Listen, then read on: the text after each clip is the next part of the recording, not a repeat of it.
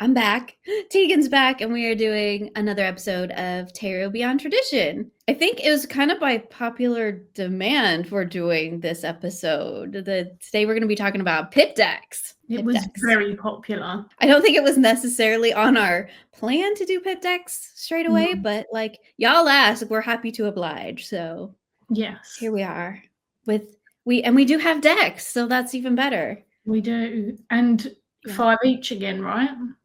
Yeah, I think we have 5 each. I think yours are more, I'm going to use the word traditional pips. Yeah. I know, it's such a scary They're not, word. but they're closer than yours. They're closer than mine are, yeah.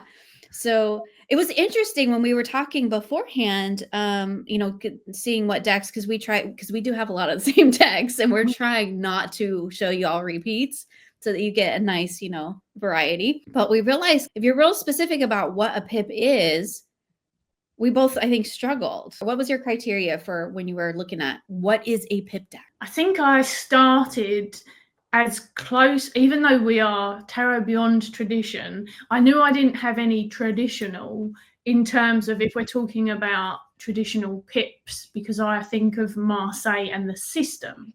So I'm thinking of all pips that aren't Marseille, but are very plain, I think is the safest word to go for. So like literally 5 wands, 3 coins, that kind of something. Here, I'll pull this one out. This is not part of my, this is not part of my 5, but I just have, but like something like this, where it's literally just 2 things on the card, right? So this is a pip. Yeah. 4 things on the card, right? There's no scene. There's no extra context. Yeah. So I tried to get as close to that as possible.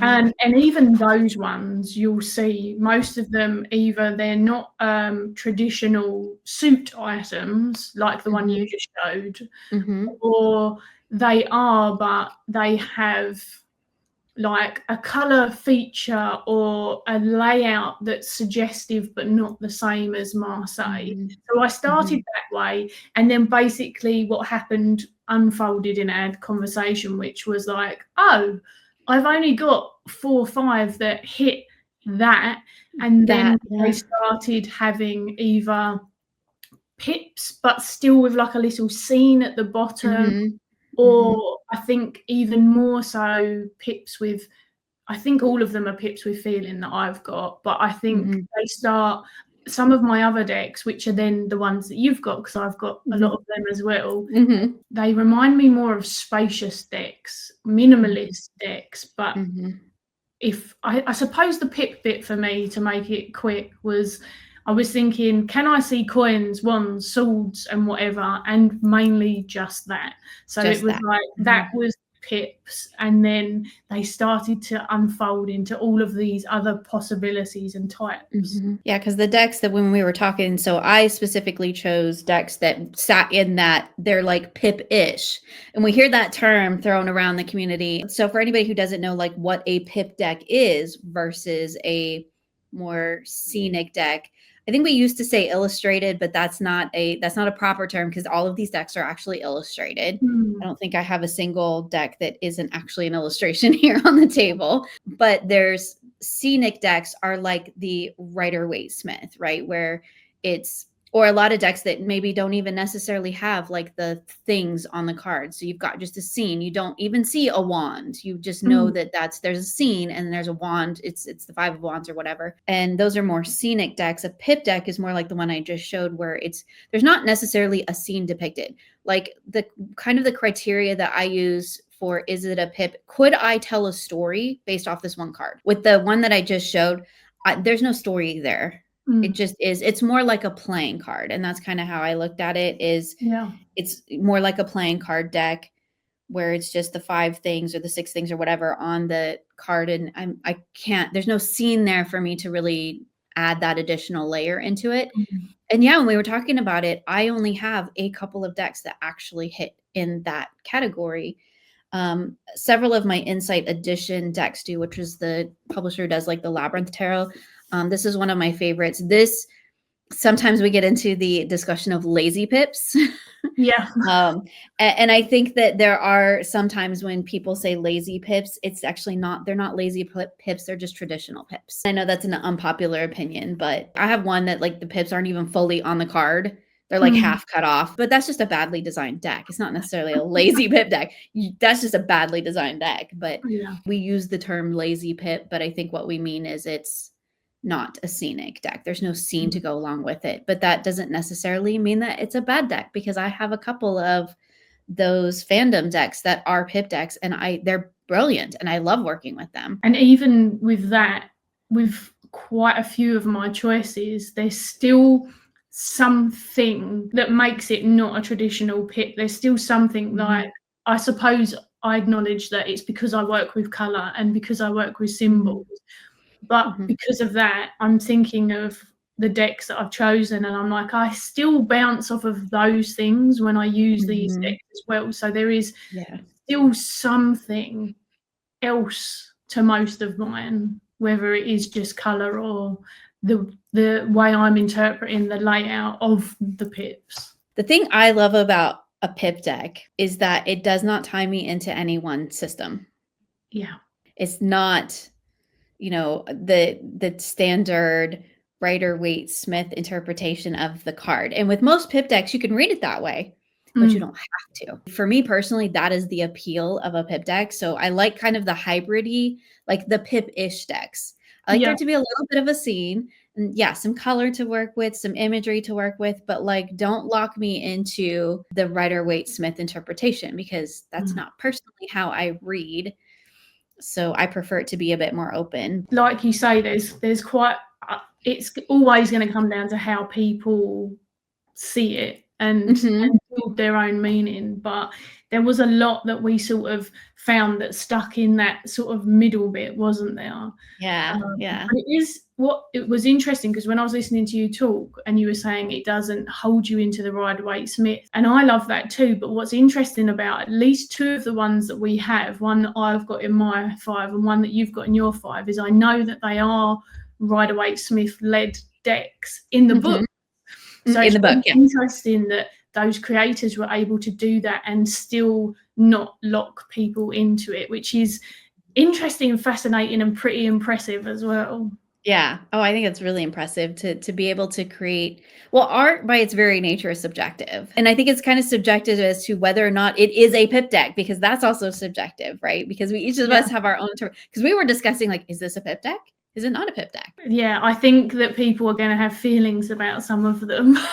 Probably so, yeah. So, like, just to clarify how we are approaching the idea of a pip is basically it has the number of things on the card, right? So I don't think we have anything that's just fully a scene because we're looking at pip decks.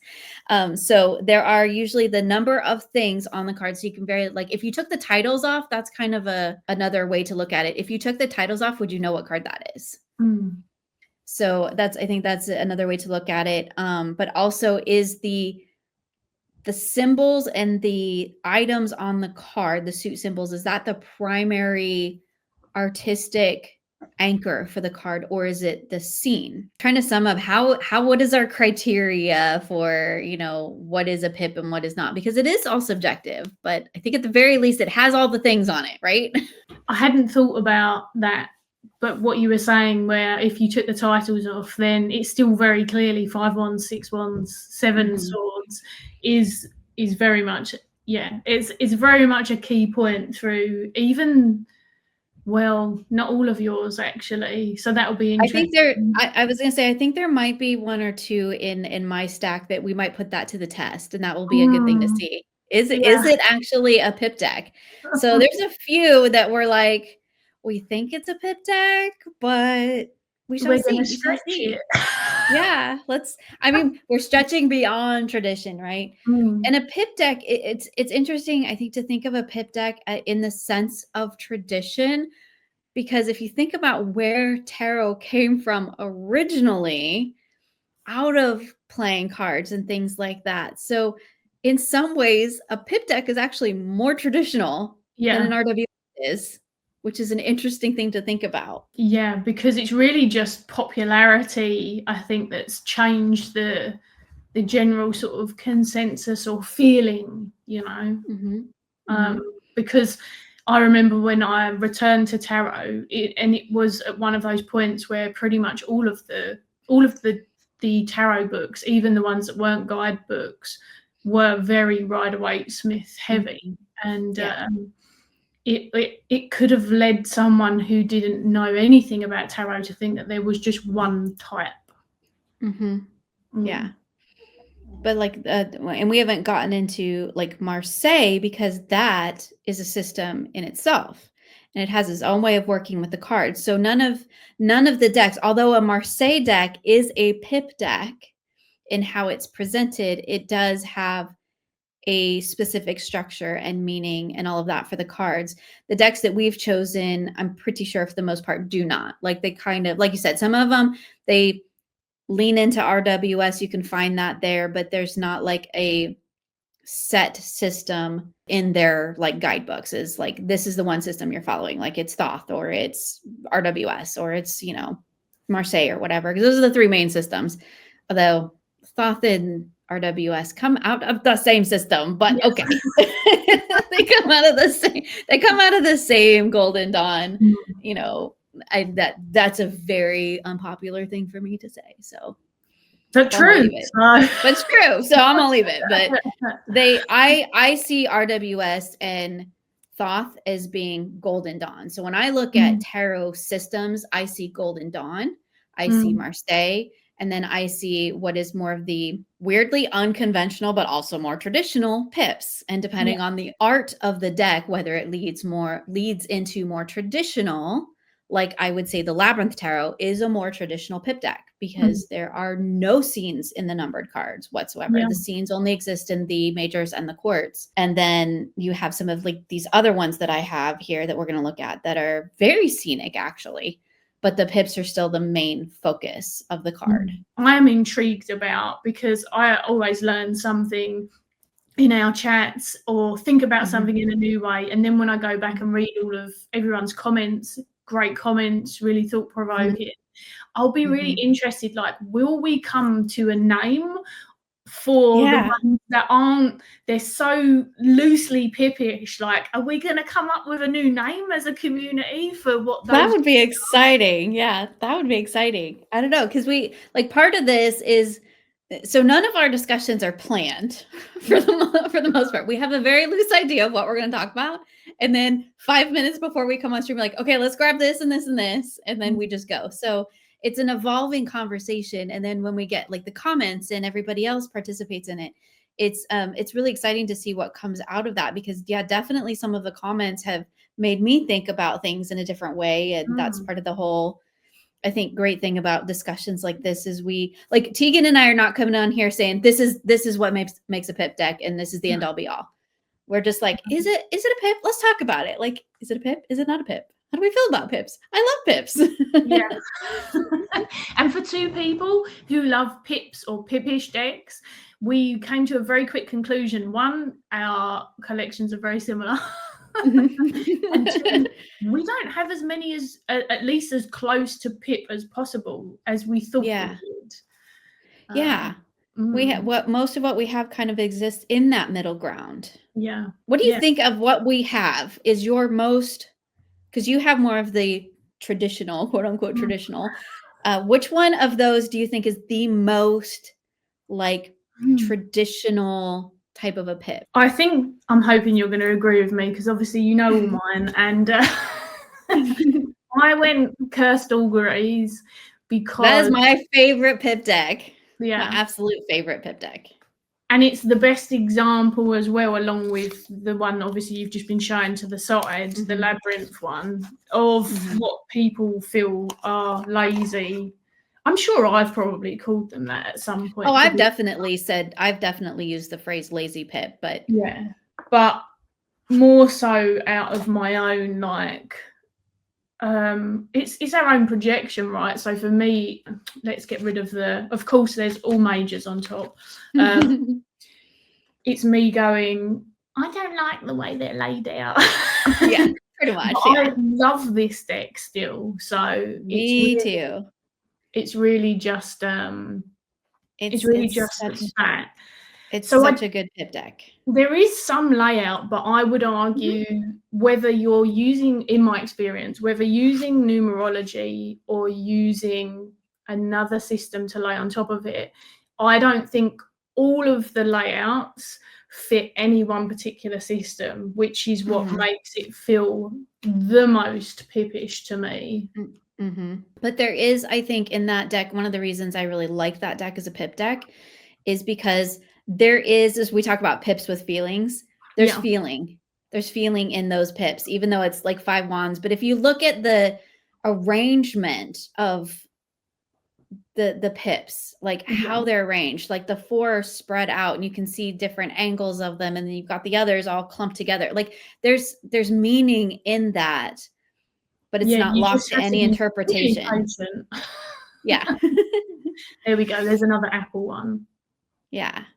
So like there's, I mean, why, so like looking at that, there's one apple that's cut in half. Yeah. So you can lean into that as, And we've literally got all the other, because if you look at the ones where we're seeing top down, they're all slightly angled differently. they're all different. These are Yeah. all angled differently, again, because of the leaves, because of the lighting, where we're seeing it. So, and then we're seeing the inside. So we've literally almost seen, what's the only angle we're not seeing is it bottom up. It's the Bottom up, only yeah. angle we don't see. The first thing that comes to mind for me when I look at that is one of these things is not like the other, right? Yeah. Why is that? And I end up looking at the star shape, and then I go off into a whole, like, what stars mean to me, what stars mean to me individually, what stars mean to me in witchcraft, what apples mean to me, like, I guess normally, and in witchcraft. And then I can't help but think of the star from tarot in sort of like that major connection as well. So we've got in this one where it obviously goes quite a bit more outside of it, as you know, is we've got frog spawn, apples, sticks, and nails, right? Yeah. But they all still relate to the 4 main suits of the tarot. Like you can definitely, it's just a renaming, but yeah, and I feel love like that they're deck. quite easy to guess as well. Yeah. I mean, it's very, very, very clear, I think, what's what. Yeah. The other thing I really love about working with, well, that deck or just any pip deck is it really adds a lot of weight and import when a court or a major hits the table. Yes. I'll see if I can hold up an example.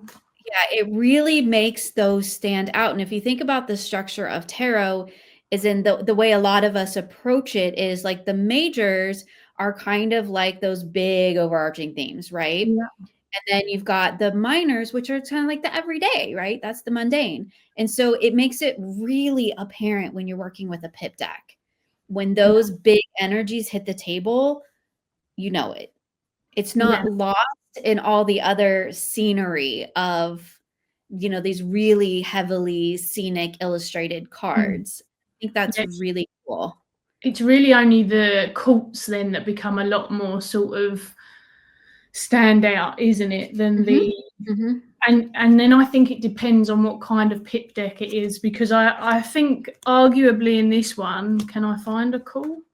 The courts and the majors are probably a little bit more similar in terms of how they're illustrated, whereas I feel like some not so much. So that's a major and that's a court. Yeah.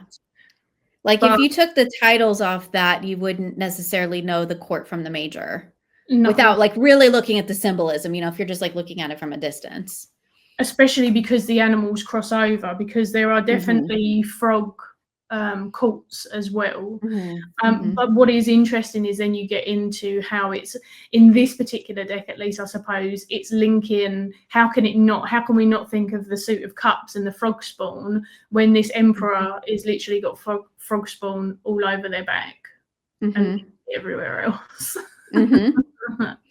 I think it's a really smart deck. That's one of the reasons I really like it too, is it's one of those pip decks that really makes me think. Yeah. And I think another thing a pip deck does a lot of the time for me is it makes me slow down with my reading style. Yes. Like I don't really know how to like explain it, but like when when you have full scenic decks, right? And you've got the Rider-Waite Smith and you've got 5 cards on the table and there's these really detailed illustrated scenes on it. Like it's a lot of imagery going on at once. When you're working with a pip deck, there's just something like inherently like slower and more, I don't want to say thoughtful, but like it's almost like you have to work a little harder at it type of a thing, but like in a good way, Yeah.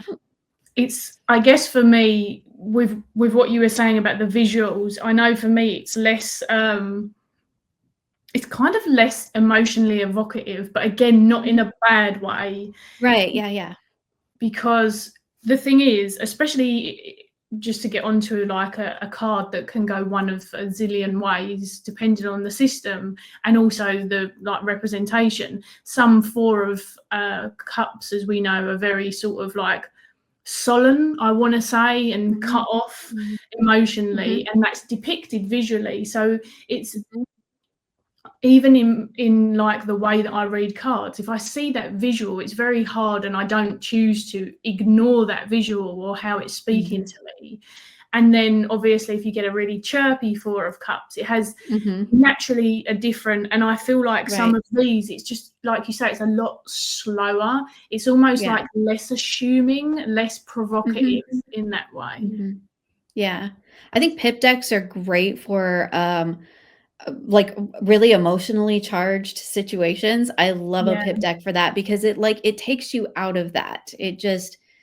It kind of like strips back all of in a way, it strips back all of that layering that happens in a traditional scenic deck. I shouldn't use the word traditional. In a typical scenic deck, right? Yeah. You've got all of those layers on there, and a pip deck just strips all that away. So it's kind of like getting at like what's the heart of it? What's underneath that?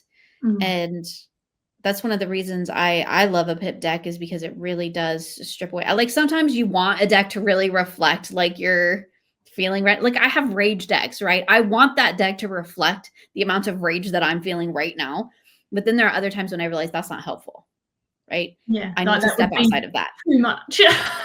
Yeah, it would be too much. And I don't need that reflected back to me. I don't need to validate that feeling. I need to understand what's going on beneath it. And then so a pip deck for me is a great option for that because it does take that out of it. Yeah. And I love the Cursed Auguries though, because like the illustrative style of that deck still reflects like my tastes. Yeah. So that can be hard with a pip deck because there's not a lot of scenic stuff going on. So it can be hard to find. Sometimes they feel bland and they feel underwhelming.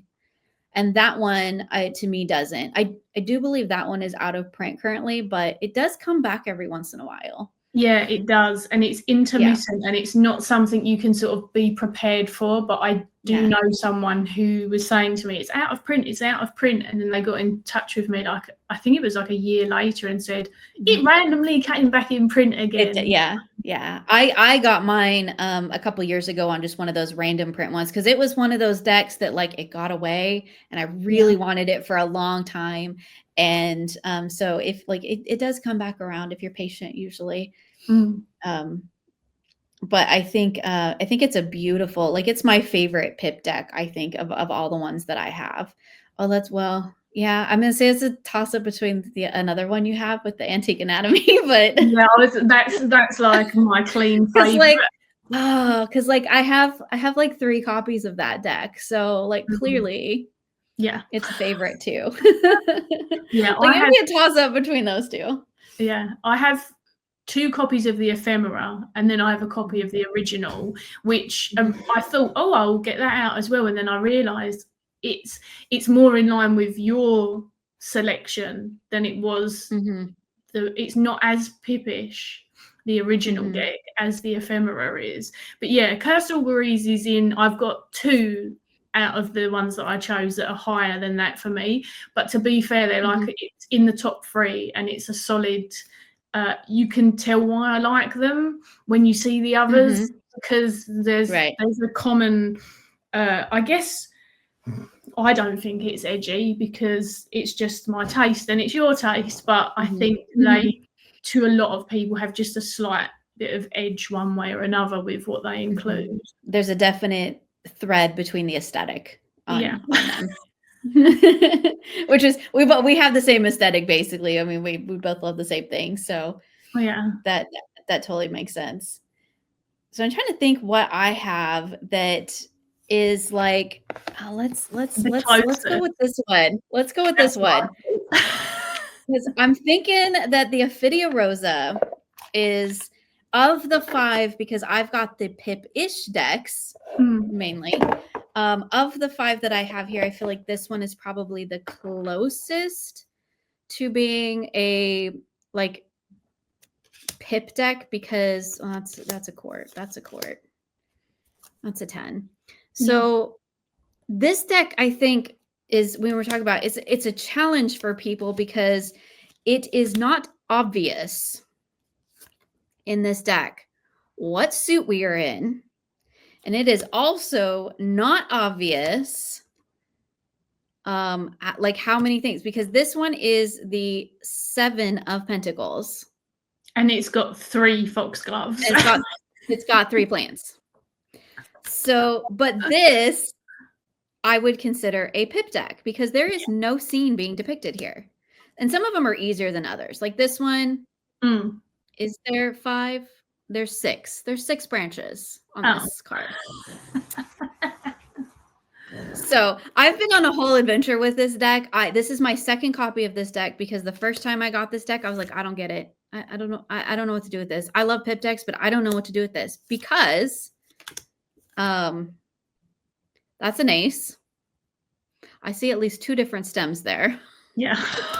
So if you're really looking at it, here's a 2. There's all kinds of stuff going on this card, but there's no scene being depicted. And the first time I got this deck, I was like, I don't know what to do with this. And I had to find my own way with it. Like I got it again because something about this deck just like it kept calling to me. It's beautiful, but this is a very challenging Pip deck to work with. And this is a deck that I will often go to when I really need to slow down. Like when my brain is on like hyperactive mode and I've got too many things going on, and not necessarily like emotionally driven, just for me, like I'm in overactive, overstimulated space. This is one of the decks I go to because I have to stop and think about what the hell is going on in this card. Yeah. You know, why is this the 4 of Cups? Okay, well, this one is a little bit more obvious because we have like the closed eyes. That one's a little bit easier, but here's a 5 of Cups. Like, it's why is this obscure, isn't it? It is. But in being a Pip, there's no scene here. No. But it also doesn't necessarily have, I mean, there's 2 snakes, but there's a lot of other stuff going on in the card. It doesn't have the, like we were talking about. So this is one of those that kind of like it is, but it isn't. Like it's a Pip deck because there's no scene. You couldn't find a scene within any of these cards, really. But it also doesn't hold to the traditional idea of a Pip as in it's got 5 pentacles on the card. Because it doesn't. And a lot of them. Like there's a lot of different layers and stuff that happen in this deck. And it's a really interesting one because it doesn't actually follow that. It's got the number of things on the card, as we said from the beginning. This is why we said this is not going to be we're telling you how it is, because clearly we're figuring it out too. But I would consider this a Pip deck. Yeah. Because there's no scene. And I might argue as well that I know we just said Pip decks are slow in some senses, but I would argue that, especially when you're intimately familiar with perhaps numerology or how you read a Pip deck, it's probably faster to read this 8 of Cups than the 8 of Cups in the Ophidia. There's actually, it's almost, because I've owned it, I am like mildly sad I sold mine, but only because I think it's a beautiful deck to have. But as I told you, I use the Antique Anatomy just so much. But I really enjoyed it. But I also find it was like moving through the layer of fighting, wanting to read a scene in it, and then not always, like you say, and it flips as well, because you've got the closed eyes, and then you've got the diamond at one point in one of the fours, and they're very sort of scene suggestive then. And then you've got these other ones that I'm only going to call it nonsensical in the way that I'm looking at this Eight of Cups. Oh, this Eight of Cups is that your brain goes, okay, well, I can't see a story in it. There's not 8 things, but it says it's the 8. And I actually feel like those have a whole nother layer of almost like releasing, unless I'm sure that there's many ways to read into it if you know the flowers, or there's sort of very subtle hints of color occasionally. But there is sort of a release in the not perhaps always focusing on it as if it was intentional in that way, because I'm sure there's intention in it, but it's quite, I feel like it's poetic in the same way that her writing is, because her writing is poetry, but it's very, I don't know that abstract's the right word, but it's certainly complex. The language choices sometimes, and the formatting of it is, it's not, as a dyslexic person, it's not the easiest poetry to read. It takes a while. So. Yeah. That was actually how I found my way with that tarot, is when I actually I created a journal and I started writing my own poetry on every card, blending in the poetry from the book. So I kind of took it as like almost like an art project more than a tarot reading. And that's how I approached it. And that's kind of where I found my space with this deck.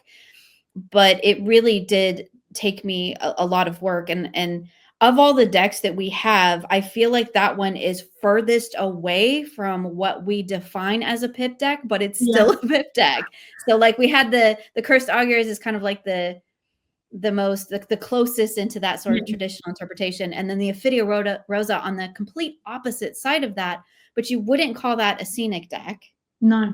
I don't think there's not an actual scene being, I couldn't like tell you a story about like, well, I mean, if I really stretch my creative muscles, I probably could, but there's not inherently, like you think of the Eight of Cups, you know, there's a person walking away from all these, you know, cups, and some of them are turned over, and, you know, whatever. That nature is not inherently in this artwork. And you said it's a very poetic deck. I look at it as being more of an art piece than a tarot. And like, I'll be perfectly honest, I have the whole collection of decks by this creator. I don't use a lot of them. I use some of them. The Ophidia Rose I've used the most, but these to me are like, they're art pieces. Yeah. But it's still pip deck, like, because it's not scenic. It's not really RWS. It's not really Golden Dawn. It's definitely not Marseille. So it's a pip deck. Yeah. Like, what's left? It's a pip deck. But it's so far at the end of the opposite end of the spectrum of what a pip deck, because it doesn't have those things that we defined as being a pip deck. So like, clearly let's contradict ourselves, because I picked one that doesn't hit any of those. But what else would you call it? Like, what else would it be? That's the thing. And I mean, you did have the harder job, because you have the ones that are less like it. So it's not, you know, we were going to talk about them one way or another anyway. But there is nothing else there's nothing for me. Maybe some viewer will come up with some fantastic creative alternative, but it's pips in a way that pips don't make sense. Right. It's nonsensical pimps. Not pimps. Pips. Pimps are a totally different thing. It's nonsensical pip deck. Yeah, like if you took the titles off of that deck, as beautiful as it is, you'd be screwed. You'd have no, it's an oracle at that point, because you'd have no idea what you're looking at most of the time, or what it relates to. But I think it's a beautiful deck, and I love it. I love the whole collection by that creator, but it definitely is one that, and I use it very specifically for a very specific reason. When my brain gets overly chaotic and overloaded, and I just need to stop and slow down, that deck is like almost always my go-to because I have to slow down. I have to make my brain calm down in order for me to try and make some sense of what I'm seeing on the card. Yeah. So I'll add just quickly, because I don't want to take us off on a tangent, but I was thinking about the difficulty that people have with animal decks and the myriad of different types of animal decks. And some of my favorite animal decks, the animals are, the best way to put it is very still in motion, and there's not even a background of an environment. It's very same as this. So just replace this with like a fox With doing nothing, and then this with a cat doing nothing. And I was thinking, isn't it funny, because they're not pip decks, obviously, because it requires then an animal knowledge, but it does demand a slowness, and I guess throws people, if they're used to sort of being suggested something. Those animal decks in particular, I guess, to me, are the most closest to pip decks that aren't pip decks, other than some of the sceney ones that we've sort of spoke about, because it's that invitation again to like, what's the fox doing then? What's the cat doing? And so it's just, but it is a second layer, not just the only layer. Whereas it's just the one layer of obviously what it means. But it was funny to think about, like, what else slows people down, discombobulates them in a similar way. So of course I was thinking about animals. So would you think Antique Anatomy is the next, like, the next, like, kind of fairly traditional? I'm gonna see if I can go backwards. We're traditional, I'll go completely non-traditional. We'll see if we meet the middle. That'll be interesting. And what I will say about this one, let's put a pip at the top, which of course, again, cool. I will say I've pulled out the mass market because it's the available one. My not very hot but very cold take is that the indie version of this is slightly more pip than this, based on the fact that I don't think that one has anything written on the bottles, and this one does on the cup suit. From memory, I feel like that was added into this. So you can bounce off of the keywords on some of the cups bottles. And we do have the layer of flowers here, which, in fairness to some people, this will make zero difference whatsoever, because the flowers, firstly, they're not discussed in the guidebook. And secondly, I'm sure people could make meaning of it, but I don't think that was one of Claire's intentions when putting them in. But I feel like I've heard Claire discuss that before. There's not, it's not a particular flower. But I haven't asked her about the colour, actually, but the colour for me is more of the invitation that I feel like, for me, adds another language, another knowing, another suggestion on top of my pip, which is, I'm assuming, the same as yours, numerology elements. Numerology element, I don't use the flower in that deck either. I use the numerology, the suit, and then the color. That's how I work with that deck. Those are the keywords. Those flowers could be anything. They could be butterflies. They could be, I don't know, bugs. Like, it wouldn't matter. It doesn't matter. Like, I think the flowers are beautiful, and I love Claire's art, and I love the way that she creates her art, but it's the color. It's definitely the color. But as I say, they made a change, and so this is the 10 of elixirs. So again, slightly we're going into that renaming realm, but also the cups in this are just a little bit more suggestive, because calming, harmony, wisdom, dreams, love, passion. They're titled. So there's more, but I feel like this is it's pretty damn pippish still, right? It's pretty pippish, yeah. Especially if there's, if there's not inherent meaning in the flower, then the flowers just become a support to the pips. The pips are the main thing in that Yeah. deck. It's not about the flower. No. And I don't think the color is probably as important as I've put emphasis on. And also, again, there's going to be a lot of people who perhaps don't do any color work whatsoever either.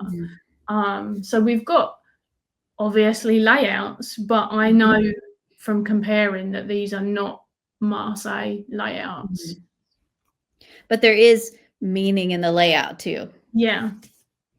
Oh, for sure. And the interesting thing is, when you read the book, this is one of those two that is a Rider-Waite. I don't want to put words in her mouth, but I'm almost certain I asked her and that she said that it was. When people ask me for a recommendation for a pip deck to learn from, that is always the deck I recommend, the mass market, because the book, Claire does such a great job of distilling the numerological and elemental associations, even though it's Rider-Waite-Smith, sure. But I think she does a brilliant job of really honing into those meanings. So if you are interested in learning pips and working with a numerology and elemental, like even when people ask me, like, what would I read for learning numerology and elemental? Like there's a few books out there. I've got them to read. I haven't read yet, but I almost always get the Antique Anatomy, actually. Like that book is great. The deck is easy to work with. And I think it's a great one for learning because that really is what I think is at the heart of that deck. Yeah, it's very condensed without lacking quality information. So I guess to be mean and use an example of a book that doesn't have enough information, I would say that The Wild Unknown, I was going to say The Wild Unknown, for what it needs to do, has not enough information. And this has a very nice amount without really overwhelming and overstimulating someone with too much at once. It's done very, very well. It's done very well. It's a beautiful deck. It's a beautiful book. And that's definitely the one that I recommend. If you want to learn more about working with pips, just get that deck. It's got the book, the deck, and it's so pretty. It's so pretty. We're not fans or anything. I mean, So you're going to pick your most furthest away one. Okay. So I'm going to, beside the Fidia Rosa. Okay. So I'm going to go with the Avis Omnia as my next furthest away, because I feel like this sits kind of between the Fidia Rosa and the other decks that I have. I really love this deck. It's so beautiful. It's so beautiful. This deck has really taken me by surprise. Like, full disclosure, it was sent to me for review, but it's not like 3 months ago and it hasn't left my table. Like, wow. It's been hanging out, and I just keep throwing it at different practices, and it's working beautifully. But anyway, what I love about this one is, okay, so we have the 10 of Wands. So it has, this is a bad card because the wands are white. That's a major, that's a court. Okay, 5 cups. So it has the number of things on the card. You can definitely look at this and go, yep, there's 2 swords. Right? But there's also the moon phases behind it. And there's also all of the little decorative elements. And this deck kind of like, it has the feel of a Marseille, but it's not. And it has kind of that feel of the Fidia Rosa where it's got some decorative elements, but it does have the number of things. So it is more of a, like, there's 4 wands. There's definitely 2 pentacles, but there's also like the snakes and the flowers. And so I think it's a really good one for, it kind of looks like a little bit of everything, but it reads so beautifully. Like 1 sword in the Ace of Swords, but there's also 4 flowers. So there's more to dive into if you want to with this deck. But you can just read it like a regular 9 of Wands pipped, right? And it's beautiful. Like, I've kind of, like I said, it hasn't left my table, and I just keep finding different ways to use it. It is currently my charisma deck in my Gamify, which I really just picked it because aesthetically it went with all the other decks that I had in my Gamify decks. So I was like, oh, I just need another deck for my Charisma that will aesthetically fit. And this was already on my desk because I have it, like it hasn't left my table since it got here. And so I was like, okay, I'm just gonna throw it. I'm just gonna throw it down. It's not a relationship deck, but like it works beautifully. So I have yet to find anything I can't throw at it. And that's the beautiful thing I think about a pip deck too. Because there's no scene to inherently make me think or feel one way or the other about the cards, I can throw it at anything. I've used it for work readings. I've used it for relationship stuff. I've used it for like personal growth, inner self stuff. Like I've used it for all kinds of things. But it does have a little bit of that Ophidia Rosa where there's some extra stuff on there. And it's got a little bit of a Marseille hint to it, but it definitely has the number of things. So if you took the titles off, you would be able to tell that is the 10 of Cups or the 2 of Swords or whatever. Whereas the Ophidia Rosa, yeah, you got no clue if there's no titles. I hadn't thought about it before, but actually, yes, a lot more of at least the first 3 to 4 of the 5 are ones that I would. The only reason I don't consider all of them neutral is purely because if I got the Cursed Auguries out, same for you probably. I know you don't tend to read for anyone else, but if I read for someone else with that and I didn't know them very well and some of the bloody cards came out, then I think I would traumatize them. There's definitely some card. Every time I bring that deck out, I'm always like, okay, there are challenging cards in this. If you don't like nails and hands, if you don't like spiders, if you don't like snakes, this is not the deck for you, because that's definitely a common thread throughout that deck. But I think it's gorgeous. I love the grotesque in it. Like me too. It's beautifully grotesque. It's really beautifully grotesque. Yeah. It's an amazing deck for that. They are all very otherwise, providing people like the theme. They are really neutral in that, again, that good way. And actually, yes, occasionally, like a long-term reading client will say to me, like, well, I don't want this one because it feels very this way, and I don't want this one because it feels very this way. You know, what sort of deck are you thinking? And I'm like, well, don't ask me, because I'll literally just pull out one of the pit decks. And it's funny because actually what I find is, it depends how visual the client wants their experience to be, because I have had people that have loved me reading with those because of how, I guess, how much we get from it still and how much I'm vibing with them. And then those who actually, they really want to participate in the artwork reading. And so they're not so much for that, but they do read on everything. So is that you saying that this is a hard recommendation for that? I forget its name. Avisomnia, yeah. I don't think we've been mentioning what is mass market and what is indie, but this is an indie deck. I think I need it. It's so good. It's so good. It just, you know what, the other deck that we had discussed and we decided not to include is the Mesquite Tarot, which is also in my Gamify. But it is that one. Where's the Auguries? Like, it's out of print right now, but it'll like the Mesquite Tarot has just disappeared. Yeah, and it's ridiculously hard to find. I hate to show it because it does create FOMO. Yeah, but I feel like this and another deck that I have, that this one's indie, but I do have a mass market that I feel is like kind of like it. But this I feel is like the closest to that sort of energy. Yeah, because it's like, it's calm and it's simple, but there's a lot of, it's pips with feelings. There's a lot going on within those cards if you want to draw that layer in, but it's not so overpowering that you can't like step away from it.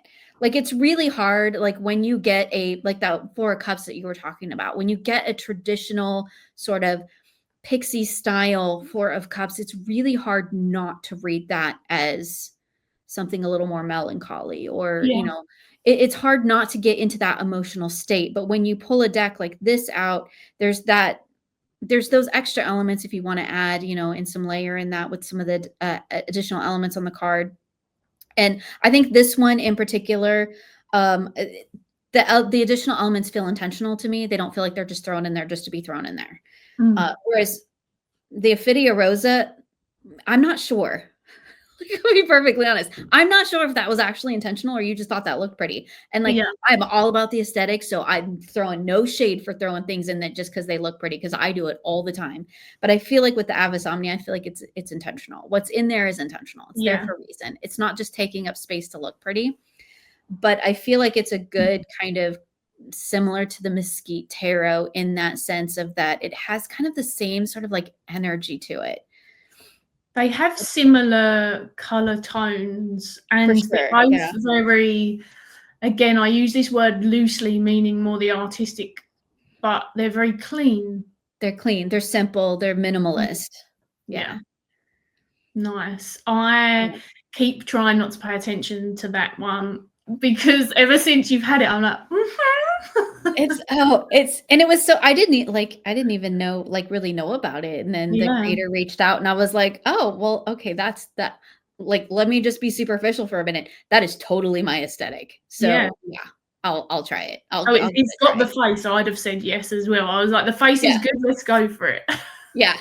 It's like, absolutely. But it has been one, like, for me, because I switch out my deck so often for all the Mm. different practices and things that I do, the fact that it's still on my desk and I keep finding different places to put it, Yeah, that's huge. that's huge. That's Mm. huge. It's like it's earned like a special spot, and there's not a ton of decks in my collection that get that much replay Yeah. right off the bat. So that's definitely saying something about it. Yeah. It's like if you do standout decks at the end of the year, it's Mhm. probably going to be in It there. it might be in there, yeah, because I've used it for 3 months solid now. Yeah. So, in various shapes and forms, and, like, there's very few decks that I do that besides specific decks that I use for specific things, like the Diablo. The Diablo is always in rotation for me because it has a very specific thing. This is just like, I'm just throwing it at everything, and it's Yeah. working It's like beautifully. shape shifting.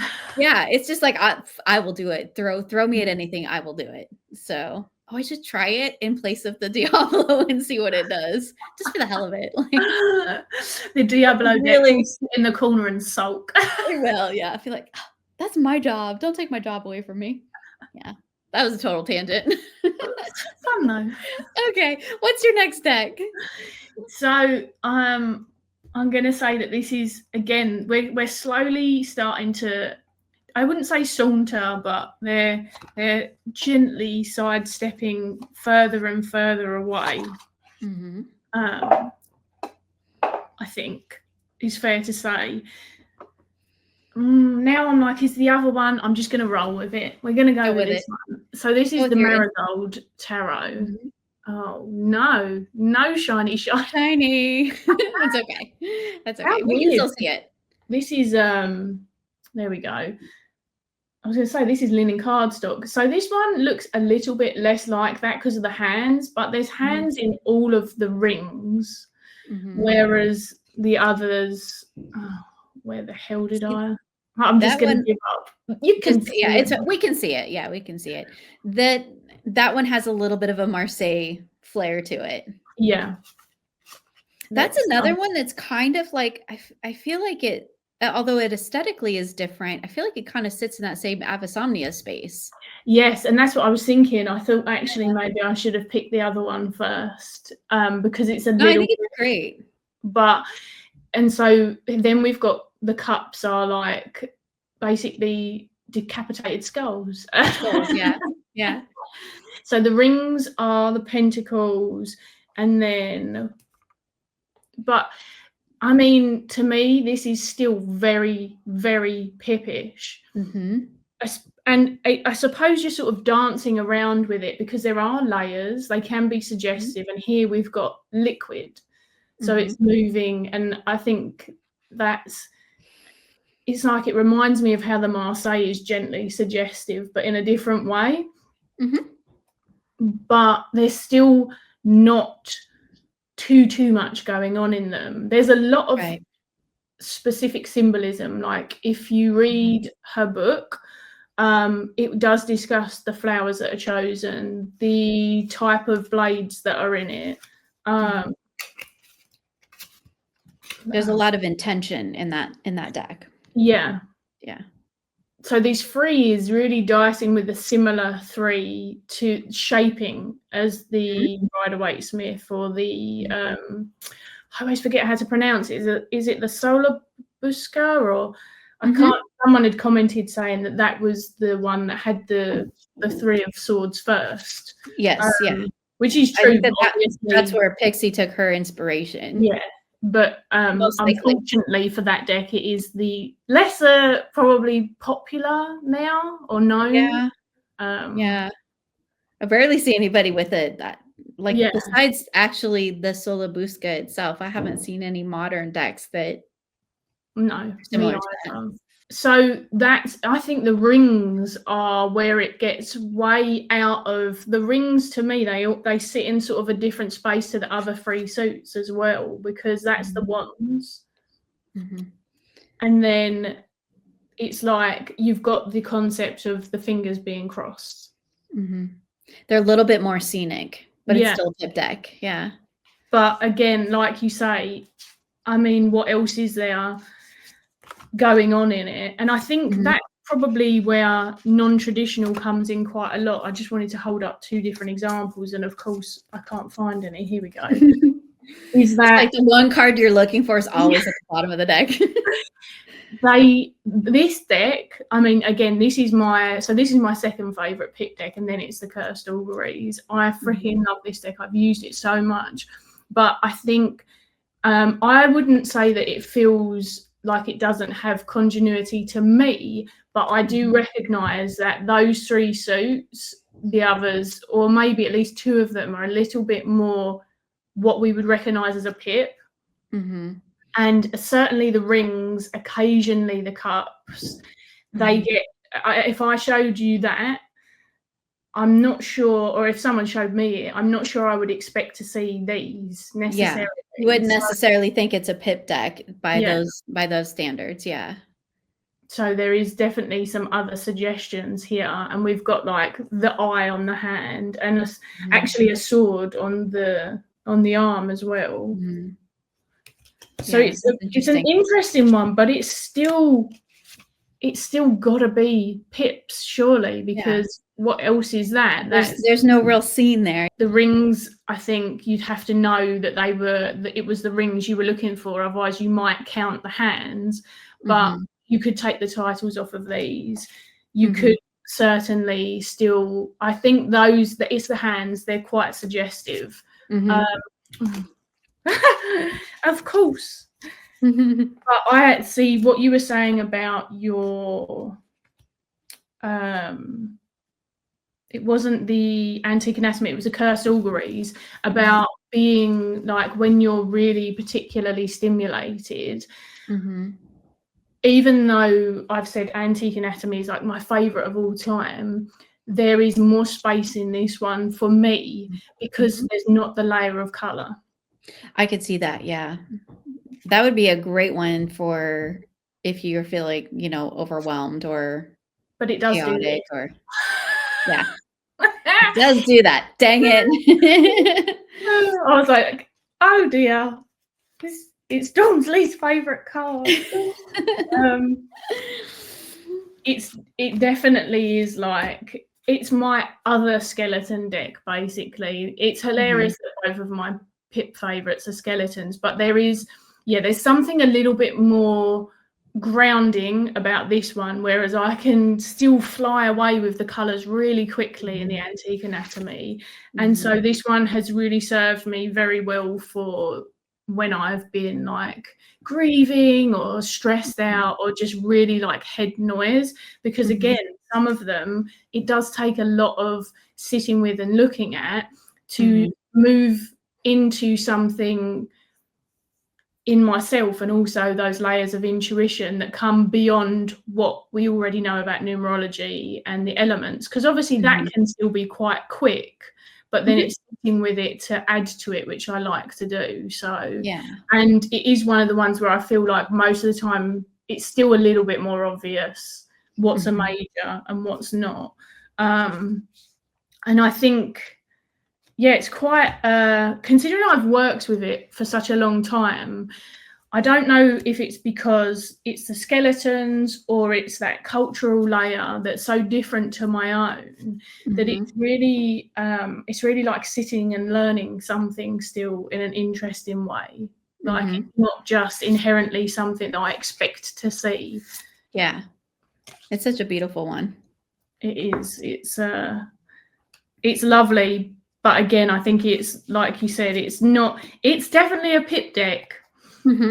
But it's not. I think people would say if you really had to hold it up and say, is this traditional enough? Like even though it's not a Marseille, but a pip, you know, thinking of cartomancy, it's jumped out of that realm, and yeah, in a few of the like suits, yeah. Said, the avisomnia. That's yeah. I think that's how it's pronounced, avisomnia. I'm just guessing. I'm going to trust you because my pronunciation's terrible. Hopefully the creator will correct me if I'm wrong, but I think I've said it like several times over several months, so I assume if I'm saying it wrong, somebody would have told me. People are usually pretty good about jumping on that. Yeah, I do think that the thing that goes in sort of benefit to perhaps this, so the marigold and the antique anatomy over the cursed auguries, is that, and especially, so if we got the antique anatomy first, we've got body parts, skeletons, but they're not even full skeletons for the most part, if at all. So there's not really any people to project upon in the same way. We can't see physical emotion. There's a lot less body language, especially again in decapitated parts. There's a little bit more of it in this, but again, it's only body language in the majors. So I feel like, again, there's that neutral layer of their skeletons. You can't read faces. There's sometimes, maybe not for the creator, but for me, a bit of like gender neutrality about it as well. Can't say that word today.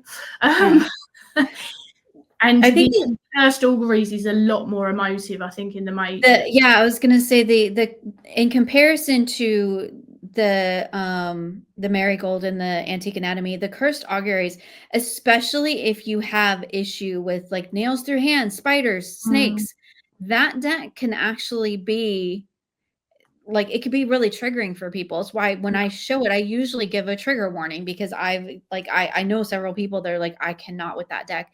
So whereas it may be in the way that it's depicted is a pip deck, there can be a lot of emotional underpinning to that, to the cursed augury specifically, especially if you have some sort of associations that, you know, maybe aren't as positive, or maybe they are. I mean, that's one of the things that I love about it, is I love that it takes those things and presents them in that light. But like, I'm not a huge fan of spiders, but like, I don't mind them in that deck. So it's interesting, because depending on your relationship to those things, that deck could be really emotionally driven. It could be really triggering and challenging for some people. Whereas I feel like the antique anatomy and the marigold, those are more like, they are way more neutral in that sense, for sure.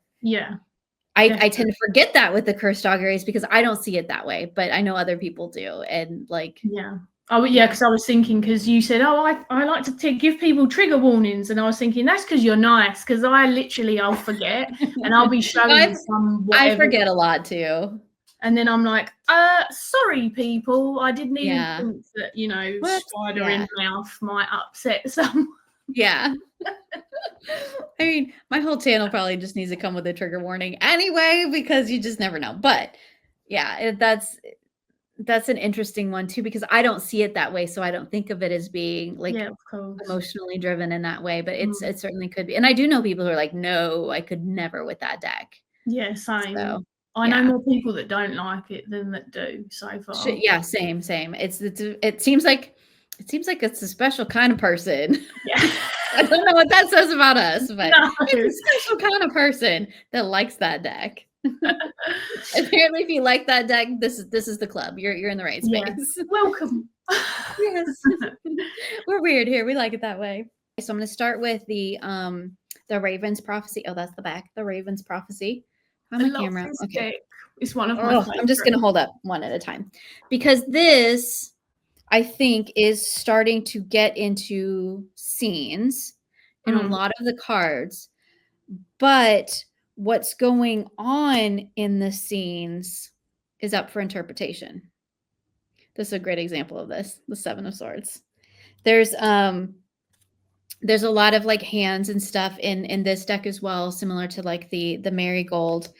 I mean, the court, like the courts are interesting.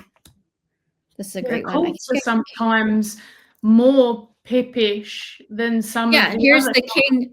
The king of coins is a flower. Now it's a rose with thorns, which is amazing. And like this one, so the majors aren't as like when they hit the table with like here's a Three of Swords, it's not as apparent. So like in some of the other pip decks, it is not as apparent if you're just looking at, you know, at kind of a cursory glance. It's not as apparent that this is a major. Same with like this one, it's the Emperor. So you put that next to the Six of Cups and they kind of have a similar sort of thing. But this is one of those that also, it doesn't have the, I probably should have included this one earlier because it doesn't necessarily have all the things, right? So the Nine of Coins, there's not 9 coins on this card. But there's also not a scene. So I probably should have shown this one after the Affinity Rosa, but I wasn't thinking about it. But it's such a beautiful deck. And there's like, I know that this it relates to the fiction series, right? The Raven, I've not read it. Raven Cycle series, yeah. Yeah. So like I'm proof positive that it's not required reading to work with the deck. No, because I got it before I read it as well. Yeah, that's a king. So it's just, but like in this one, there are 6 flowers there. So sometimes it does, but there's also hands and there's also like tattoos on the hands and like there's lots of things going on, but there's not a full scene depicted here. I love this Hermit. That's a major, but I love this Hermit. So good. So good. So I feel like this one is kind of like, this is very pippy. 4 of Wands, 4 candles. 4 of fire. And I love that. I love that about this deck because it definitely pulls in the numerological and the elemental, I think. Yeah, the elements are so strong. They're so strong. Like, look at this Queen of Wands. It's just like, it's amazing. Or this 9 of Wands. Like, I really love the wand suit in this with the fire. I think it's really good. But like this 3 of Cups is interesting because it looks a little bit more like discourse, right? Yeah. Than we traditionally see. So it has a sort of different interpretation, but you could still see your traditional Rider-Waite-Smith 3 of Cups in that if you wanted to. It's been a long time since I've read the book, so I don't really remember, but like the 10 of Swords is a hand. So there's only 5 fingers on a hand, but it's a 10 of Swords. So, you know, it's an interesting one. Like this one, 2 of Coins. There's 2 flowers there. So it kind of does a little bit of both. I don't know. You have this deck too. What do you think about it? Yeah, I think it definitely works its way into some, if it's not a pip-ish, at least adjacent, there needs to be a category for decks like that, because that, another one that you're going to show that we both have, like a couple of mine, they sit in that realm, and they're all decks that I used on the journey to getting to reading pips. They're all zoomed in so far that it's very, I suppose, arguably, but in more of a pippish way, it's doing what the Hyde Tarot does, which is it's presenting this one concept to you. It's very zoomed in, but the Hyde Tarot does it more in like a whole symbol. Right. But it feels, I think when I started with those decks, they felt like pip decks to me.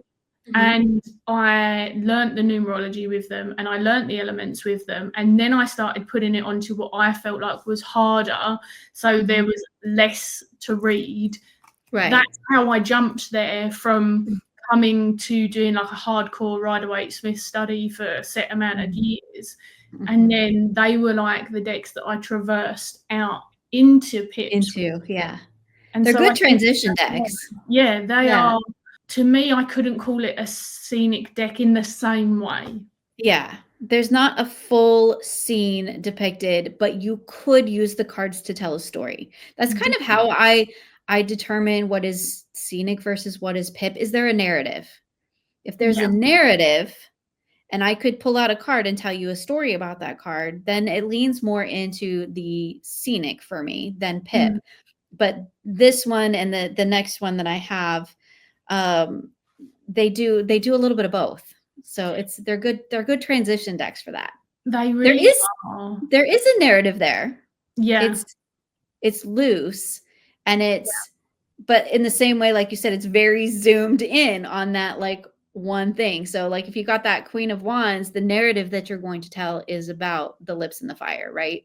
Yeah, But you could and tell a then narrative. you can be creative beyond that, but that's obviously the same as a pip. You can be as creative as you want, but you're sort of not forced in a hard way, but you have to really get into the specifics to go somewhere from it.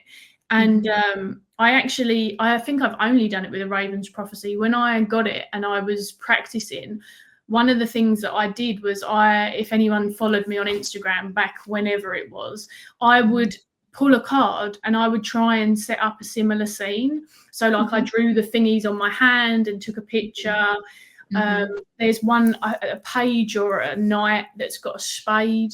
I remember going out in the garden and taking a picture of it. And it was it was fun because it was like I was trying to embody it so that I brought the rest of the scene into reality, if that makes sense. So like I became the rest of the story, and that was how I started thinking about it in that sort of, and it really I just think they're great traversing decks. Like if it's people they can just go and learn pips. Of course, you can just go and learn numerology or whatever you want to do. But if you're coming from a very storytelling or intuitive place, which I did, and then you're trying to bring something else into it, it was a really lovely way for me. So I'm quite, if we were going to get like the grouping, I guess, that your decks sit in, that would be my ultimate favorite and my highest recommendation of those. But I think it's good because it keeps people on their toes, because it keeps changing. Oh, here's 2 flowers, and then no, there's just a flower for the 10. Yeah. I like the unexpectedness of it. Yeah. So what's your next deck you have? So this one is the one that arguably could have been before or after, I don't know. So it's the Black Salt Tarot. And I know why, but they probably sit in a very similar place for different reasons, this one and the Marigold. So let's get rid of those. Is that it is, see, when I show this one, I'm like, it should have been first. It's a straight up pip deck. That's But there are so this, look at that. So easily distracted. Shiny. The cups have got drips of water, but I was thinking of some of the swords in particular. So for some of the more challenging sword cards, numerology wise, it's not just the layout, it's that the sword is broken in one of them. And so it's telling a story through that way. And this one, it's got like little faces that are very suggestive in the 10, because they're sort of like it's all the same skull, but it's sort of, I mean, to me it's just a skull, but I guess it's a lot less friendly than what's on top of some of the other swords. So some of the other swords are they have like hearts and other things. Here we've got the 4 of Pentacles, and you've got this shape over the top of them. You can see the pentacles have got like roots coming off of them. But actually, in hindsight, I think if I were really using my noddle, this would probably be before the Marigold. And then because you could still, I'm throwing stuff. You could still, I was going to say take the titles off, but you're not working with very much anyway, because it's really just non-assuming Roman numerals. Yeah. Because you really don't need the titles. No. Yeah. And so we do have this, which is suggestive of, is it blacksmithing? I think that's meant to. There we go. The brain's alive still. And I love how like these are all intertwined and crossed over. Yeah. And these are pointing up, so it suggests a different experience than the down. And these ones, they all have like what looks like, it looks like the Eye of Sauron actually on all of them. Not going to be clear enough here, but it's very, very clear. Yeah, it's more pithy than the marigold. I did them the wrong way around. That's okay. I'm pretty sure I did my two the wrong way too, so it's all good. It's fine. Thankfully, nobody's grading us on this. No. So again, I think although the style's very, I want to say simplistic, but in the most loving way. Like I freaking love this deck, and it is created by my friends, so I'm biased as shit as well. But whilst the styles are very similar, you can quickly see what is a major, and then the cults are actually. Let's see if I can find a cult. They are actually people in windows. So what I love about this one in particular is you can straight away tell if it's a cult, if it's a major, if it's a minor. Yeah, that's really cool. And also, whilst it is indie, it is available, and it has a freaking cracking guidebook, absolutely cracking.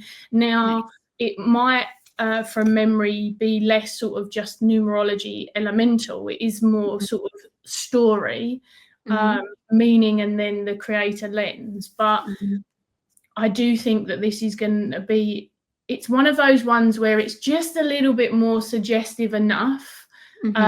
Not going to gently guide as much as the Raven's Prophecy, but would I move on from the Raven's Prophecy to this? Yes.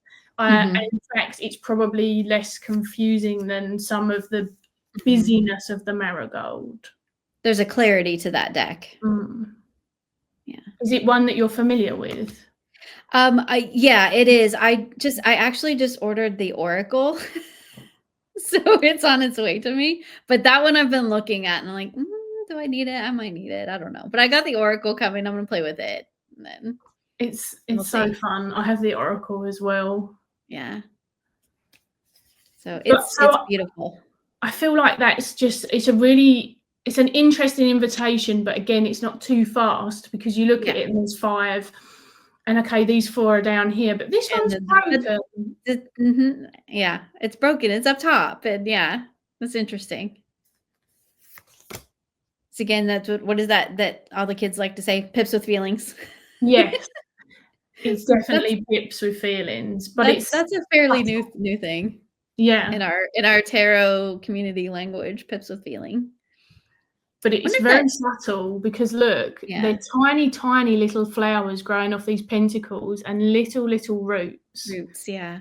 But really cool. At a quick glance, they're so non-assuming you wouldn't even notice. Definitely pips with feelings. Sounds beautiful. So I feel like this one would be, it would, I guess if I'm really putting my, as neutral as I can be, having all of these feelings about all of these decks. Someone said to me they wanted to go a lot more pip. I think out of the ones I've shown so far, this is the easiest reader of all of them. In terms of, like you said, it's very clear still, and there's not a lot of distraction around it. And it suggests hints at things that could be stories, but inherently there's not something immediately being said. It's not telling the story for you. Yeah. That's really cool. So that's an interesting pick. I love it. So what's your 4? Great example? Okay, so my 4s, again, I think that maybe these are in the wrong order. So I did it too. Because like this is the 7 of Blooms. This is the Wooden Tarot. So this deck, I love this deck, but it's This one probably should have been like closer to the Ophidia Rosa. I feel like I did them all backwards, but that's okay. It's fine. But like similar here, similar. We've got the hands at the bones. This deck is interesting because it's like there's no scene here, right? And there are 2 stones. I love this little temperance though. So cute. So cute. And like, you know, there's 4 bones here. So it does do that. I think for the most part. I'm trying to remember. Because like I think count it 1, does 2, it, but 3, the 4, film 5, is 6, 7, strange. 8. Yeah. So 8 blooms, but there's also the eye in the middle. So this one, yeah, it has the number of things. So it has that in there, but it does have additional things going on. I love this magician too. So cool. So we have like 2 wings here, but then we have like the moon phase in the center, and then the little lemon skate over the top. So like there's other things going on that you can tie into. But this one is just really, I count 1, 2, 3, 4, 5, 6, 7, 8. Yeah, 8 vertebrae, right?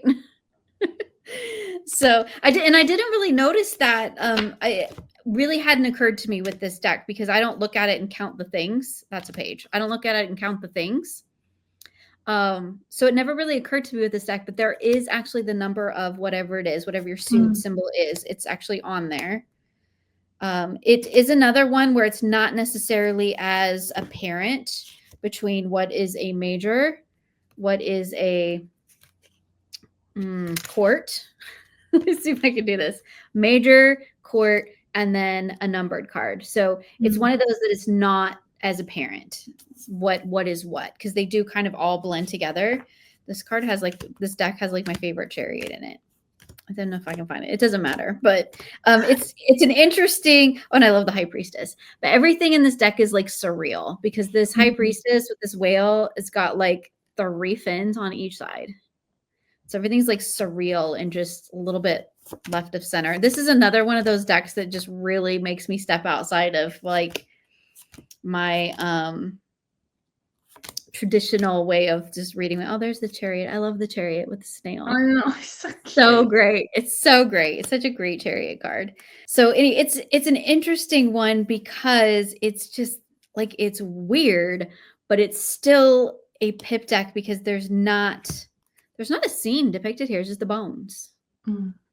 So you would definitely, or the stones, you would definitely need to have something else, I think. Yeah. Some other kind of, you know, knowledge, elemental, numerological, whatever. Even if you're pulling bone, like even if you're pulling anatomy, I don't know anything about anatomy. So that's like me trying to talk about flowers.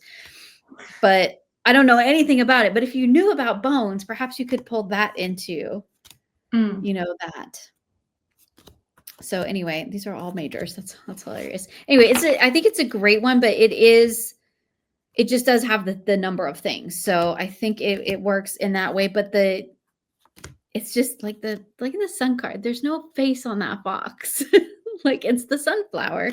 It's such a weird one. There's no other word for it. It's not a Marseille. It's not a Rider-Waite-Smith. It's not like, you're like, give me a name. Otherwise, it's its own little thing. Otherwise, I'm calling you a pip deck. Because it does have, by the definition that we've kind of set, it's got the number of things and no scene. Yeah. So even though it's got some strange things on it, and it doesn't necessarily like always from the get-go, it makes sense to me, but I could see how it wouldn't necessarily make sense to somebody else because like we have the 3 of stones here, but there's also 3 branches. So there's other things in there that I think could add some layer to it.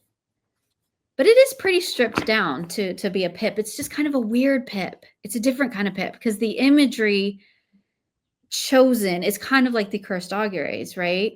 Yeah. They kind of sit in a similar sort of energy now that I'm thinking about it, because while I don't necessarily have any emotional attachment to the cursed auguries in that way, it's not a triggering deck for me. This I think could sit in the same space because there's some weirdness to this deck. Like things have 3 eyes, or like if you've got like an issue with eyes, this wouldn't be the deck for you. Yeah, Especially a because few people have told me that the eyes and also sometimes them looking like loads of little holes, and I forget the name of that phobia. Yeah, I have that phobia. This deck doesn't bother me, but all the gods are like floating eyeballs. So, and like this bird has eyeballs all over it, right? It's funny because that's the other deck that I used at a similar time. I actually got that one first, then I got the Raven's Prophecy, if I'm remembering correctly. And that was when I started sort of playing around with those kind of decks. And I definitely found the Raven's Prophecy easier, which, based on our rule, as you said, really the wooden tarot fits more into that pip thing, because I suppose if they just picked like one type of bone to repeat with just then it had the moon, then it had the other thing, it would be even more obviously a pip deck. Yeah. And what it has in common with the Cursed Auguries as well is neither of them come with a guidebook. So you've got to either get real creative or start doing some real studying on the extra layers, like what does wow mean, and you know, what is this bone? Because arguably, because I have done that with that deck and they've done a ridiculously long discussion about it, you can add those layers in, whether the creator intended them or not. I assume they did, based on their guidebook after that for a different deck. It's really, like you say, it's really quite spacious, I think is a word that I come to a lot for pip and pippish decks, is that they're so damn spacious that, again, it's just, as long as you don't have a predisposition, a phobia, something that's going to go on with the theme, there is a lot less suggestion and it's a lot less evocative in that really visceral, immediate way. It doesn't mean that it doesn't happen. I've had some really evocative readings with them, but for sure. Yeah. It's not the same. It's always artwork or lyrics are usually things that hit me the fastest. So for me, the more spacious things get, the slower, like you say, it goes. Yeah. I think it was like in the wrong, if we're trying to come to the meet in the middle, it's definitely in the wrong spot, but because it is actually more traditional pip in that sense. But it's weird pip. Yeah. It's a weird pip deck. And we didn't actually plan this. So, you know. We like to honor what comes. Yeah. We just honor the creative chaos that happens here. Okay, so are you down to your last deck then? I am, but I feel like people are going to have real big feelings about me calling this a pip deck. You love it. I love when you make people have feelings. It's great. But I've had big feelings about this deck, predominantly because of other people's feelings about how I was using it over the years, which, if people know me, they're probably going to know. I really feel like this is a pip deck. However, it does have the words, right? The suggestive titles, and it is the fourth. Which is hilarious, because what did we say at the beginning? If it's not a Golden Dawn, then it's a pip deck. Yeah. But if you read it like it's a pip, then it's a pip deck for you. Yeah. But also, let me get... I mean, the minors are very pippy in that deck. 1, 2, 3, 4, 5. And then 1, 2. Yep. I mean, it's like, okay, so if we're thinking about it, like RWS is the scenic version of the Golden Dawn tradition, and Thoth is the pip version of the Golden Dawn tradition. Yeah, this is really, the original pip deck. Pip deck for Rider-Waite-Smith. We're gonna so get burned in the comments. Yeah, I didn't mean Rider-Waite-Smith. Okay, it's beyond tradition, so we're attempting to be, like step outside of what you normally think. We're trying to expand. We're trying to expand our. It feels like the Golden Dawn's first attempt at pips, not the Rider-Waite-Smith. The Golden Dawn's first attempt at pips. I mean, I would agree. It's like it is a pip deck. You have the number by the definition that we have set. You have the number of things on the card and not a full narrative scene. No. Maybe that's the qualifier. I think we need the keyword of narrative in there because Yeah. there is kind of a scene. There's a little Yeah. bit of a scene, but it's not necessarily a narrative scene. And also, I would argue That's I'm definitely waiting. a pip. That's a pip card. If I took away the keyword oppression, would people definitely get to oppression the first? Because I can tell you for one that it's not the first thought that comes to my head based on the numerology, the colors, the layout. I can get to oppression as well. I'm not disagreeing with it before anyone loses it, but it's not the first keyword. And so I feel like, and it's sort of like in the opposite way. So if we take the keywords off, you can still tell that's the 3 of discs. They call them discs, right? But it doesn't tell you, right? Oh, it's behind. And again, would you automatically think work if you knew nothing about the Golden Dawn and the title wasn't there? You could totally numerology the heck out of this. My Thoth deck, the one that I use when I use it, it's borderless. I cut all the borders off of it. There you go. Perfect example of full Golden Dawn pips. There's no titles, no anything. But also with that one, it's very clear when a major hits the table versus, even though they're very colorful. Yeah. They're very colorful pips and there's a lot going on, but you can generally tell when a pip hits the table versus a major, and that's really cool. Yeah, because I'm pretty certain in saying there are no people and no body parts, I don't think, in any of these pips. The most scenic for me, but more because it includes an animal as well as the sign, is the 2 of discs. I mean, we've got the tree in the one that we just saw as well. So there is some of those like suggestive hints. So I feel like I'm coming closer to you with this one. Yeah. But yeah, I very much, before I had a full tarot language, because my stepmom had this deck, and I mean, just to give people a really quick snippet and not bore you, like I didn't learn traditionally, and she didn't learn the Thoth. She learned to read intuitively, and the Thoth is the only tarot she's ever had. That's literally it. So when I saw this and people had started talking about pips and I saw a Marseille, I didn't think that they were as dissimilar as other people might feel. Like, obviously there's a background, but they looked as similar to me as the traditional Rider-Waite-Smith and my Mystical Cats Rider-Waite-Smith deck.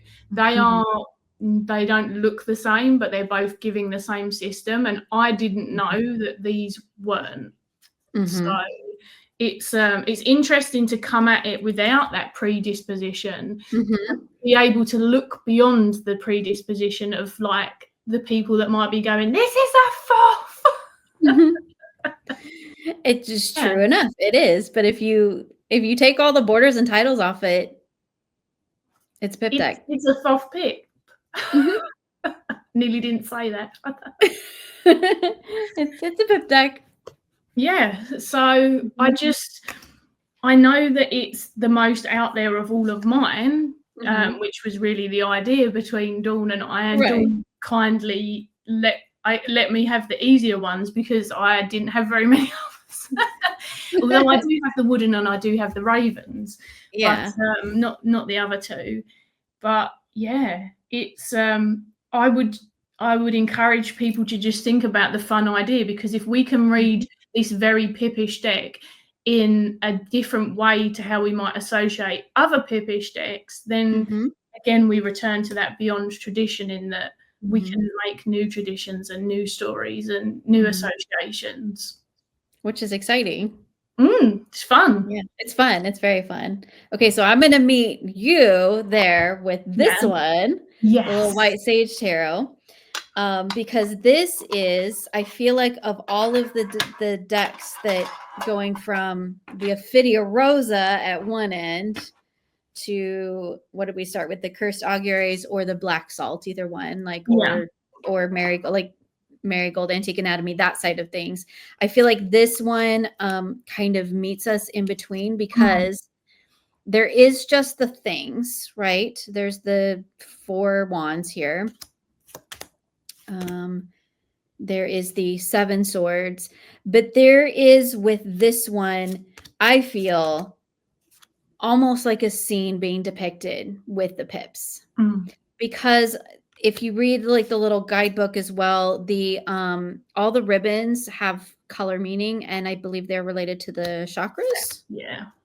So there's an inherent sort of meaning within these cards, but they are very pippish because it is primarily just the thing.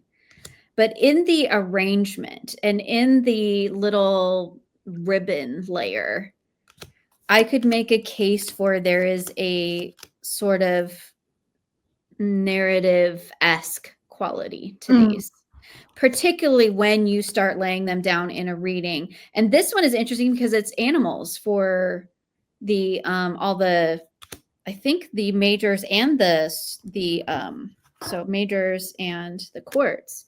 So this one is not quite as apparent as to, you know, when you're looking at just glancing at your table, is this a major or is it a court?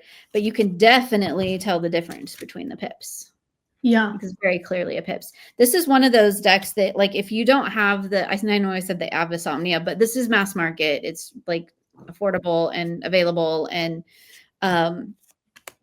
if you want the mesquite, this is the deck I recommend instead. Because while the art styles are different, it has the same kind of energy to it. Yeah. There's like a slowness. This is actually in my bed. Like I had to go get this one out of my bedroom because it lives in my bedroom because it is like my bedtime deck. Like this is the deck that I pull out when I do like nighttime readings. Particularly if my mind is like really chaotic before bed, I'll pull this one out and do a little reading with it because it's beautiful and it's simple. But they're definitely, I feel like there's a story a little bit here. There's a narrative here. So I think it's kind of, and it's also, it feels, of all of the decks that I think I have, this one feels the most approachable as a pip deck from the 5 that I've shown. So I feel like this is the most accessible, the most approachable pip deck to begin with. There's just something kind of like, I don't know, like easygoing about this deck. Yeah. Like it's just kind of chill. It's just like hanging out. It's like, let's read some pips. Like we're not going to get too serious about it. We're not going to take ourselves too seriously. Like it's a fun little sort of get you into pips. But again, familiar and comfortable enough, I think, that it's not as jarring as like going for something like the Ophidia Rosa, which, like, you know, I love that deck. No shade against it. But like I had to get it twice in order to figure it out. So, you know, like that was the thing. I had to be willing to put the effort into that deck. And this one, I feel like requires no effort. Like you could just pick it up. You can read it RWS. You could read it Thoth if you want. You could read it numerologically. Like this one is just kind of like a all-arounder, very approachable, very like kind of a palate cleansing sort of pip deck. It would be another good traversing one, wouldn't it? I would say like at the start of the traversing journey, I think that would be a good one. Because it is so like accessible and approachable. There's nothing in this deck that I don't like. If somebody feels differently, please feel free to say so. But I don't feel like there's anything in that deck that could be possibly triggering. And I feel like every other deck besides maybe the Avasomnia, I'd have a hard time finding triggering stuff in the Avasomnia. But it's very, very neutral. There's skulls. There are always possibilities with phobias because I've over the years heard some very uncommon ones, but I mean we can never guess everyone's triggers. Right? In terms of like common stuff, which obviously spiders we generate fear of them as a society. So it's like, whereas we're not really wandering around trying to scare people about beavers and otters. So. Right. Yeah. I feel like it's the most like the nicest of them all. Like, Yeah. it's like the friendly pip. It's your friendly neighborhood pip deck. It is, yes, that's true. So if anything, it's neutral, but in a different way, right? So it can Yeah. still do the neutral thing, but it's actually quite sweet and friendly and like Yeah, it's like hang it's out. really friendly. It's like, yeah, you want to learn pips? Okay, let me show you. Let's come and hang out together and I'll show you pips. Whereas like some of the other decks that I have, they're like, okay, yeah, I'll show you pips, but like also we're gonna do this thing. Yeah. So I'm curious and I have to ask, but it's for my own selfish reasons, nothing else. Mhm. Is it that you get on with the animals better in that deck because they are sort of, I suppose people would call it anthropomorphized, but like it's like there's so much human character or like action going on with them. Probably so because I don't have a any sort of a base really knowledge outside of really what I what I've learned from you in your animal gnosis. Um There have been like there's a few particular animals, just as a side note, that I have like developed like a kind of attachment to. Like apparently I'm having a butterfly year. Butterflies are it's a thing. Awesome. So butterfly year last year was a bee year for me. It was a bee year. So I don't know exactly why. I haven't 100% nailed on it, but like when I read that, there's butterflies all over my office now and like in all of my stuff. So apparently I'm having butterfly year. But anyway, that was a totally side tangent. They are in the decks, like I'm trying to think of like the animal decks that I really like have the Northern Animal Tarot. Yeah, so that's anthropomorphic. So anthropomorphized. Like I can get on board with that. And I wonder if that like there's maybe you would know better than I do, but like it makes me think of like childhood books. Yeah, loads. Like That's why I slowly came around to them because first I wanted to, which is just a weird thing I did to myself, like it must be proper. And I'm right. that's my own crap, that's no one else's. Yeah. And then it's the nostalgia. It's like Beatrix Yeah. Potter, Yeah. some of them with their little jackets or Winnie the Yeah. Pooh. I mean, Oh, he's man. got no Yeah. pants, but there's Yep. something going on. Yeah. Well, neither does Donald Duck. So, no pants is I never apparently a wear thing. bottoms. Don't know. Maybe it's their little tails. Their little tails get in the way. So they can't wear pants bottoms. I feel like the anthropomorphic thing is actually really clever when it's done well, and I'd love to get a copy of the Northern Animal one at some point because I think from memory I could pull enough of what I call an animal gnosis, so like animal behaviour and connection per card, but it's not the focus. The focus is literally the animal has replaced the human, and we don't expect ourselves to know anything about the humans when we're reading it. Like we don't want to know, Right. is their name Bob? Do they have a personality? Where do they work? Like, Yeah. What does Bob do in his free time?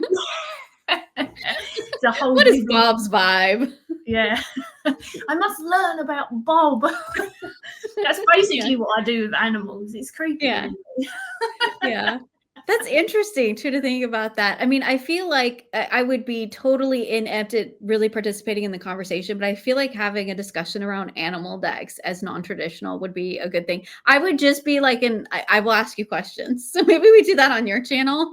It would be fun though, because the thing is, like, firstly, yes, I do a lot of study, and yes, I'm definitely like intermediate, but I'm always learning. Like, I always try and remind my Patreons, like, don't take my word as gospel. Yeah, Whatever you do. are not an animal encyclopedia. No, and even those they date like real quick as well. Yeah, I collect them; they're down there, so they get out of date real quick. Yeah. But it's I think there's something refreshing about hearing the experience from the other end of it, and also then what it is that then talks to you that helps it make sense. So if they're anthropomorphized, or perhaps when you've built a relationship with them, because I assume you will end up having more things to call. I bet you could pick where you wanted B in a tarot deck. 8 of Pentacles. There you go. Bingo. Because that is my relationship now to B, because B for me now relates to work. Yeah. and it relates to the getting things done, right? Yeah. So No yeah. wonder you love them then, being as you're always working or a lot. I yeah, I do. I Yeah. do. But it's interesting how those correlate. That's probably a better discussion for an animal topic, but it's interesting Yeah. how those connections get made over Yeah. time. So I guess let us know in the comments maybe if you'd Mm. like to talk animals, as because I do feel like animal decks, again, not being an expert, but I feel like they would sit in that non-traditional Mm. space because you are taking kind of like I talked about fandom decks, and maybe that's a whole nother one we could do. Yes, that is, 'Cause and you would be more of an expert than me because you okay, know so maybe so we'll more. flip-flop, like you do animals and I'll just like I'll ask questions and then we'll do fandom. We can bounce back and forth. So I guess let us know in the comments below if that sounds like fun to you all. Because I feel like both of those things, when we start taking a very specific theme and then applying to tarot, then I feel like that's now we're stepping outside of sort of tradition because you're using the main theme more to guide the reading than the tarot associations. Yeah. We're like, what are we going to talk about this time? Just send suggestions. Yep. We're clearly we will talk about any topic. So, you Mm. know, we're not Yeah. afraid. If nothing else, it's meant to be fun, right? Yeah. The resourceful part of it is a bonus if anyone gets any takeaways. Yeah. But Otherwise, we just hope you enjoy hanging out with us because we just like hanging out talking. yeah, we have fun. We have fun. Yeah. Hopefully that fun extends to you all. But Mm. we are open to suggestions. So definitely let us know because Yeah. we do kind of want this to be sort of like a community discussion in that sense. Like, Yeah. and we do recognize that everybody has like because our first one was like people are, that's traditional. Yeah. It's traditional now. It wouldn't have been a traditional 100 years Before. ago. Yeah. Yeah. So, but that's interesting. I think that's what makes interesting discussion because there's probably going to be discussions about some of these decks that we have chosen Yeah. probably aren't going to be pip decks for some people. Mm. For And there are sure. probably pip decks that we missed. We might even have other decks in our collection because I don't know where any of my shit is right now that are pip decks, right? And probably would have been a better pip deck. Mm. But like a lot of my pip decks are also fandom decks. So that's interesting. Yeah. And they're not in this room, they're in my game room. So I had to This go makes hunt. sense. And yeah, it makes sense. I had to go hunt them down. But yeah, anyway, this was so much fun. Oh my It goodness. I was. love doing these. They're so fun. So we will be back on we did go through all of our decks, right? I think we did. Yeah. Okay, cool. So we'll be back next time on your channel. Yep. Maybe animals. I don't Yeah. know. Let us Maybe. know. Let us know what you'd like to see. We're happy to talk about whatever. Anyway, in the meantime, links for all Tegan stuff below. If you have not yet, then go like, subscribe, do all the thingies.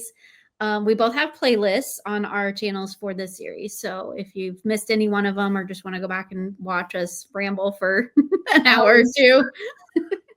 And sometimes if you're in our memberships, you get a little behind the scenes too, because there's a lot of discussion that happens off camera or gets cut because we're like, oh man, we went on a tangent.